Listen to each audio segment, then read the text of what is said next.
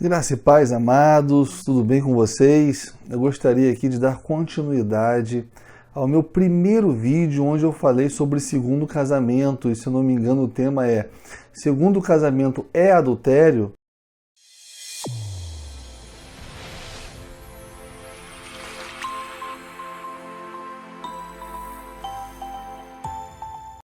E eu digo nesse vídeo que não é adultério. E houveram muitas colocações, manifestações a respeito desse vídeo.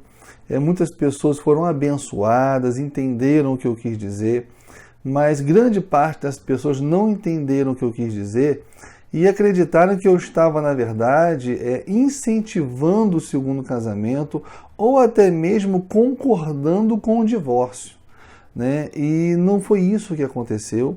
Em nenhum momento eu concordei com o divórcio, fiz apologia ao segundo casamento.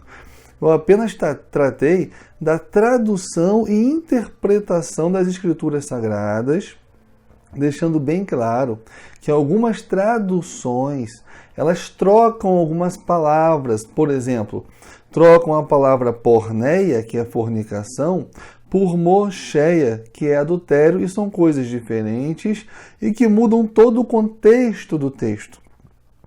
Troca, por exemplo, ao invés da palavra repúdio, que é apolúase no grego, colocam apostasion, que é divórcio, que também muda todo o contexto do texto. Eu disse ainda que apenas duas Bíblias, duas traduções, salvo engano, eu disse isso, são fiéis e correspondem ao texto original, que é a Almeida Corrigida Fiel, da Sociedade Bíblica Trinitariana, e a Almeida Revisada e Corrigida, do João Ferreira de Almeida.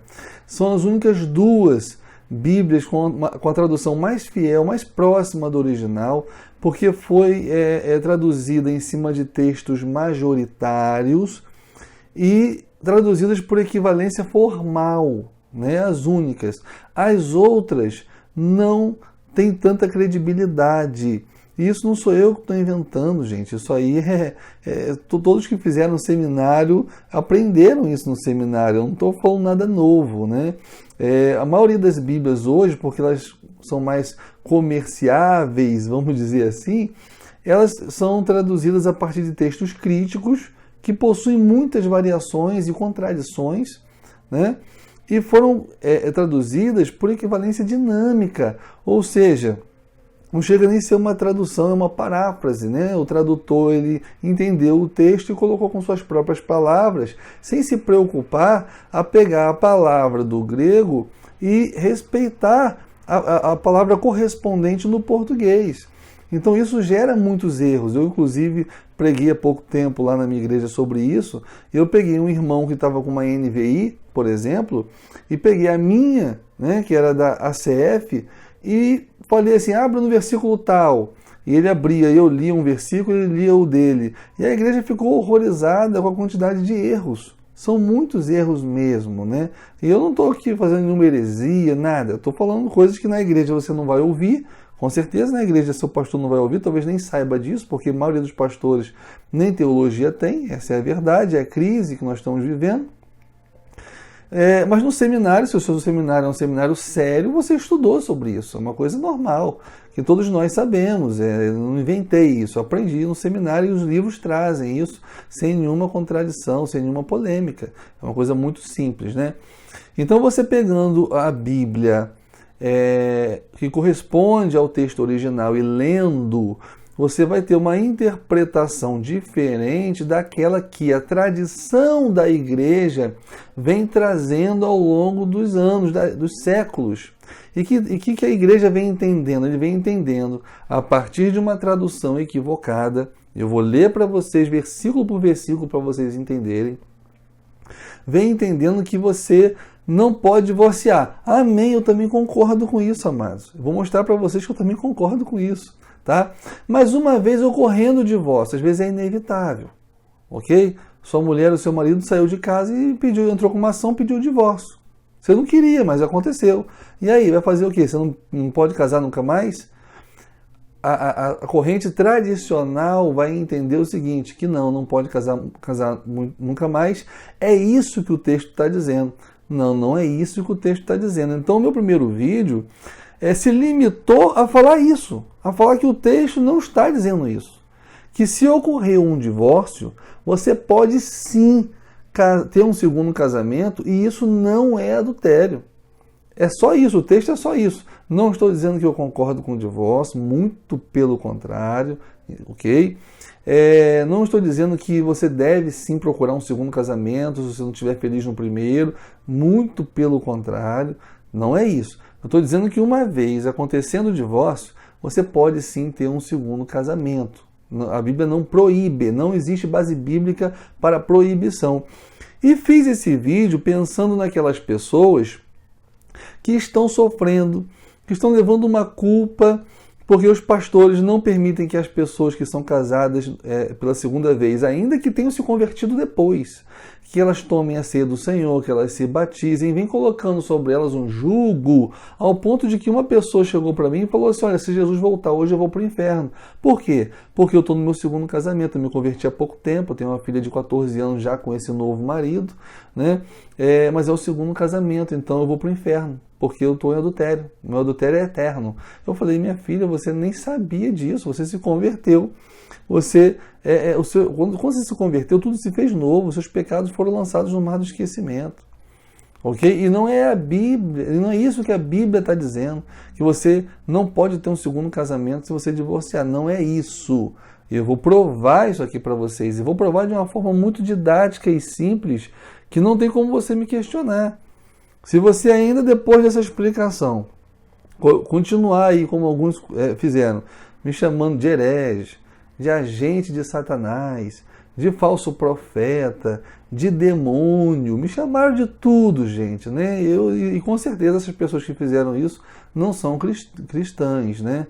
São outras pessoas, porque cristãos não agem assim, né? Então, por isso que eu nem vou ficar chateado, porque eu sei que são pessoas que não sabem o que estão fazendo, né? Minha oração é, perdoa-lhes porque eles não sabem o que fazem, né? Porque se fosse cristão, eu diria de uma outra forma, entraria no bate-papo comigo, mandaria um e-mail, tentaria esclarecer, né? Falaria com sabedoria, com amor, carinho, mostrando o fundamento bíblico daquilo, não somente mostrando versículos isolados, coisa de gente menina e infantil, né? Então, eu sei que não são cristãos que fizeram isso. Então, por isso que eu não estou chateado. Mas eu vou mostrar para vocês na Bíblia o correto, e vocês vão entender, ok?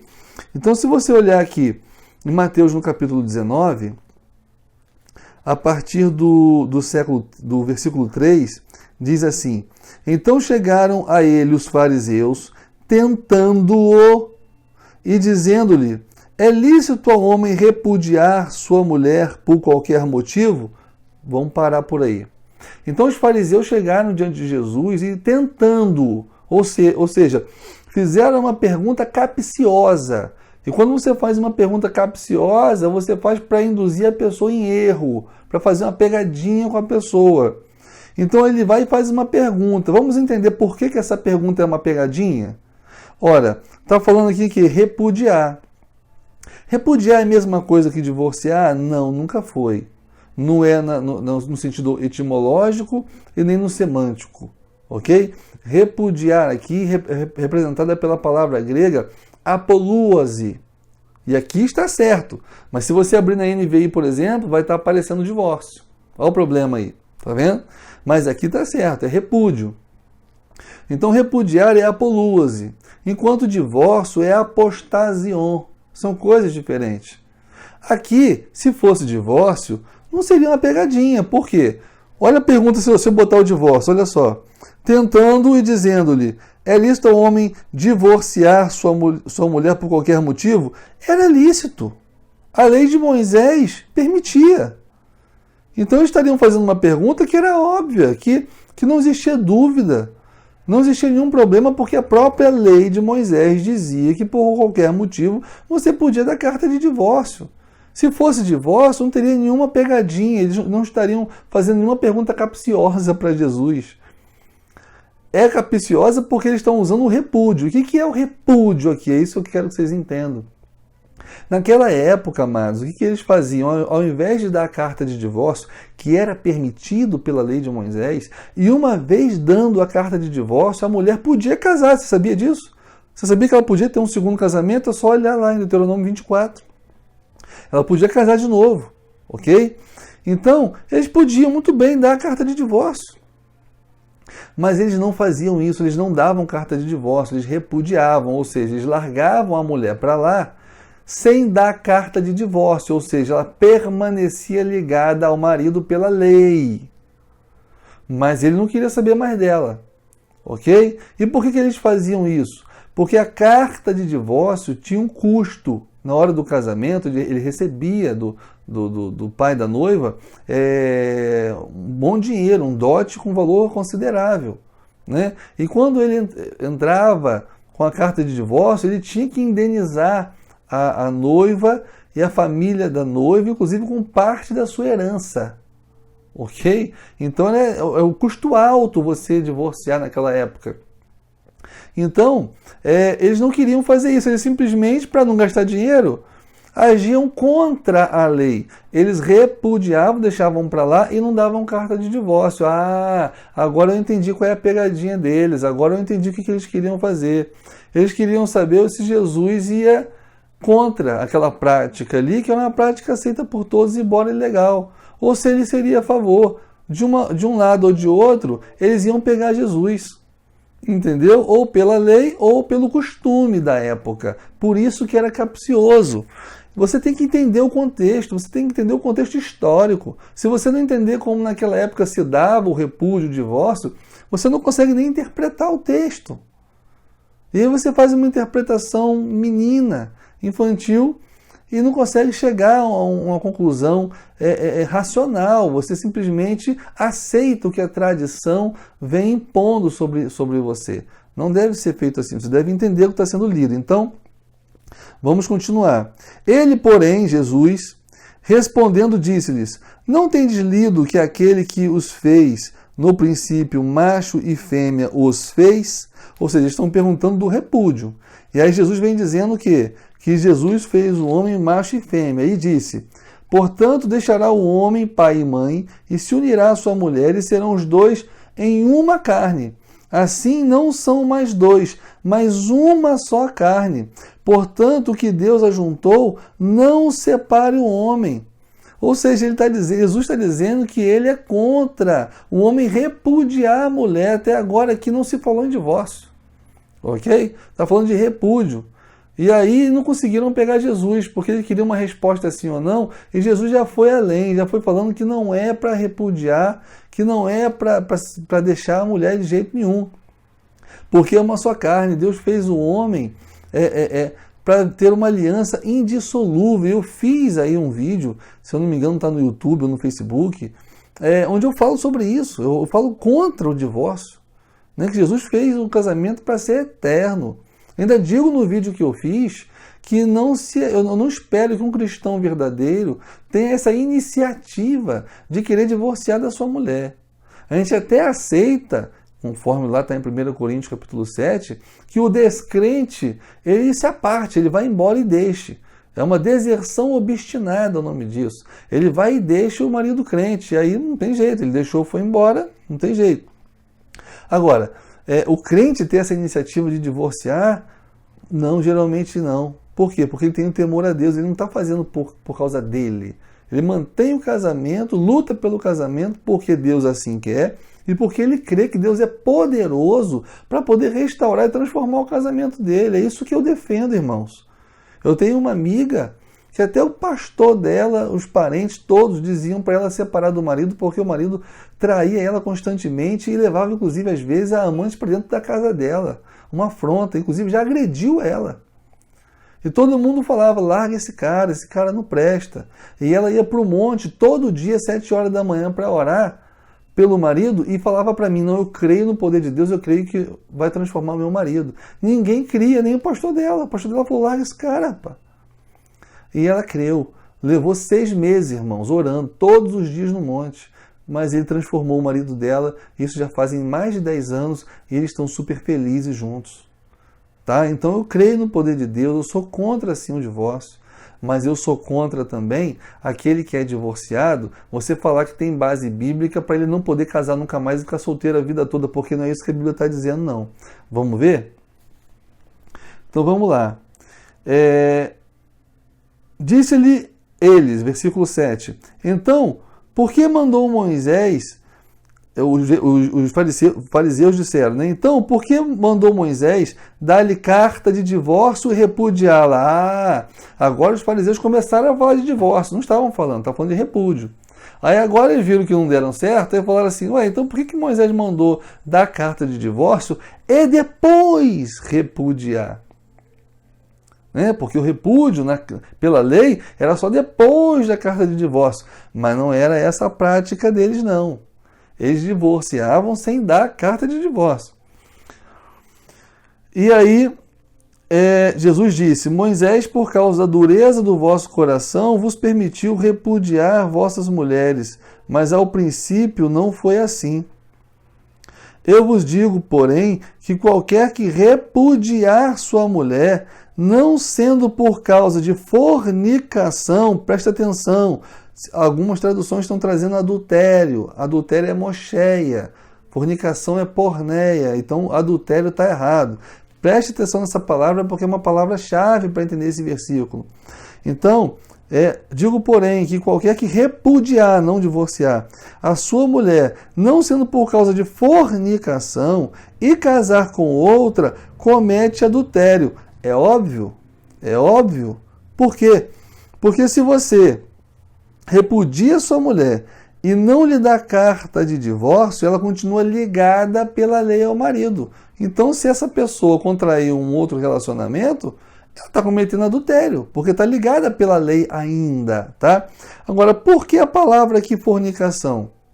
Porque se eu fosse considerar aqui adultério, quando você tem marido e mulher e tem uma relação extraconjugal, qual é o nome disso? É fornicação ou adultério?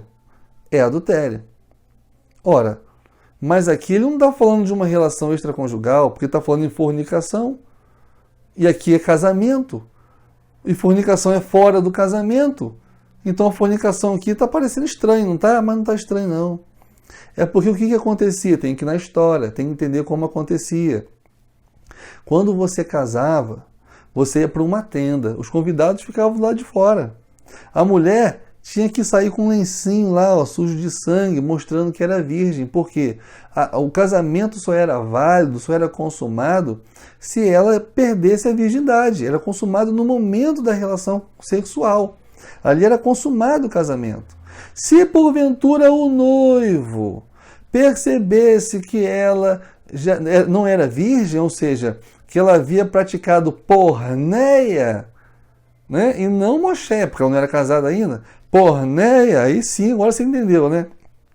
Se ela tivesse praticado fornicação, o casamento era nulo, nulo de pleno direito, e aí ele podia repudiar a mulher sem lhe dar carta de divórcio, porque era nulo, ok? Deu para entender agora o versículo? Ou tá difícil ainda, irmão? Pelo amor de Deus. Então vamos lá. Eu vos digo, porém, que qualquer que repudiar sua mulher, não sendo por causa de fornicação, ou seja, o cara foi lá e descobriu que na hora da consumação do casamento, ela já havia tido um relacionamento anterior, e casar com outra comete adultério. E o que casar com a repudiada também comete adultério. Disseram-lhe seus discípulos, se assim é a condição do homem relativamente à mulher, não convém casar. Ele, porém, lhes disse, nem todos podem receber esta palavra, mas só aqueles a quem foi concedido. Então, amados, o texto aqui está claro que existe uma diferença muito grande entre repúdio e entre divórcio. E se você não entender essa diferença, se você não entender o contexto da época, como isso acontecia, você não vai entender nada do texto. Se a sua tradução for uma tradução que traga palavras erradas, que comprometam o contexto do texto, você também não irá entender, por mais que você entenda o contexto histórico. Por isso é que eu gastei uma boa parte do primeiro vídeo com muito carinho falando sobre as traduções da Bíblia, ok? Que alguns criticaram, como se eu estivesse inventando aquilo ali. E aquilo ali, volto a dizer, qualquer seminarista que estuda um seminário sério sabe que estudou aquilo ali, né? Não vai discordar de mim, porque aquilo ali não existe discussão com relação àquilo ali, né? Não foi eu que inventei. Então, amados, a Bíblia em nenhum momento está dizendo nesse texto, em nenhum outro texto, que você não pode casar novamente, ok? Uma vez ocorrendo o divórcio, tá? Agora, quando que o divórcio pode ocorrer? A princípio nunca, irmãos. A princípio nunca, né? Olhando como pessoas espirituais, o casamento é uma instituição divina, tá? É uma instituição divina cujo propósito está lá em Malaquias 2,15, que é preservar uma descendência consagrada a Deus, ou seja, marido e mulher que vão educar os seus filhos na palavra do Senhor, para que assim ele amanhã case com outra mulher e eduque seus filhos, e assim, geração após geração, vai se perpetuando os valores e a palavra de Deus, o temor a Deus. Então foi para isso que o casamento foi feito. Está lá em Malaquias 2, versículo 15. Ok? E o casamento, por ser uma instituição divina, foi feita com regras. E quem coloca essas regras para que o casamento dê certo é o Senhor Deus. É a palavra de Deus. Se você quiser casar e não estiver disposto a obedecer essas regras dessa palavra, o seu casamento não vai dar certo. Essa é a verdade. O casamento foi feito para dar certo entre pessoas espirituais. Tá? Aí você fala assim, mas a minha tataravó, na época da minha tataravó, os casamentos duravam, não tinha isso. É óbvio que duravam, porque na época da sua tataravó, os valores que prevaleciam e norteavam a sociedade eram os valores judaicos cristãos. Hoje esses valores se inverteram, melhor, hoje esses valores foram extintos. E os valores que hoje prevalecem na sociedade são valores violentamente contra a instituição do casamento. Então hoje manter um casamento com os valores que existem é praticamente impossível, irmãos. Impossível. Então as pessoas, às vezes você entra num casamento, você é um cristão, sua esposa às vezes é cristã, mas a cosmovisão de casamento de vocês é uma cosmovisão mundana, porque você não aprendeu a palavra de Deus como deveria aprender. Ou às vezes você até é espiritual, sua esposa não é, o seu cônjuge não é.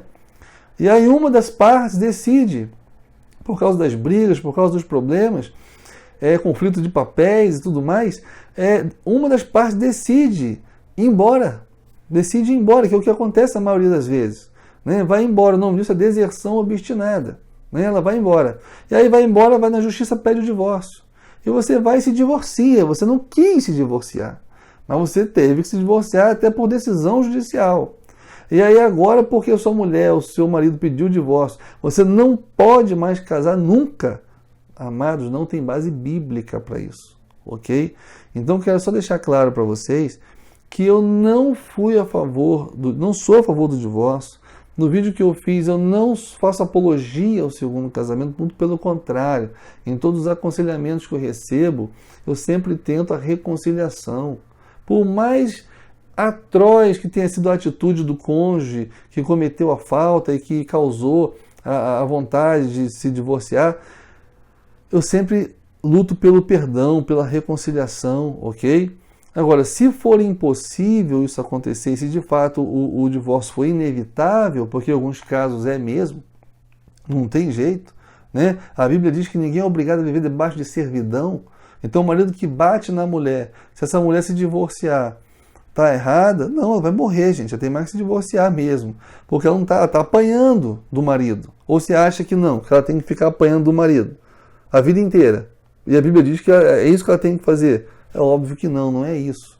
Né? Não é isso. Se ela realmente está vivendo debaixo de servidão e está apanhando, né, a própria Bíblia diz, você lê lá 1 Coríntios, capítulo 7, a própria Bíblia diz que ela pode sim se separar, ok? E se separar aí, no caso,